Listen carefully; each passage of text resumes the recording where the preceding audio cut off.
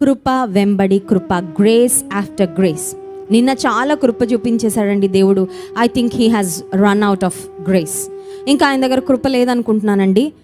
నేను ఆయన కృపను దుర్వినియోగం చేసుకున్నాను. I have misused the grace of God. నేను తప్పిపోయాను, దేవుని బాధ పెట్టాను, దేవునికి దూరంగా వెళ్ళాను, ఇంకా కృప చూపించడేమో అనుకోవడానికి అవకాశం లేదు. ఎందుకంటే దేవుడు కృపా సమృద్ధి కలిగిన వాడంట. ఆయన పరిపూర్ణతలో నుండి కృప వెంబడి కృప. నిన్నటికి కావాల్సిన కృప నిన్నిచ్చాడు, ఈరోజు కావాల్సిన కృప ఈరోజు ఇచ్చి నడిపిస్తున్నాడు, రేపటి దినానికి కావాల్సిన కృప రేపిస్తాడు. And he has enough grace to give you on your life journey. జీవిత ప్రయాణంలో ప్రతి సమయంలో ప్రతి సంఘటనలో నీకు ఎంత కృప అవసరమో అంత కృప ఆయన అందించడానికి సిద్ధంగా ఉన్నాడు. రాత్రికాల సమయంలో దేవుని మాటలను బట్టి, దేవుని వాగ్దానాన్ని బట్టి మనం ధైర్యం తెచ్చుకుందాం. యెహోవా యందు నమ్మిక ఉంచు వానిని కృప ఆవరించి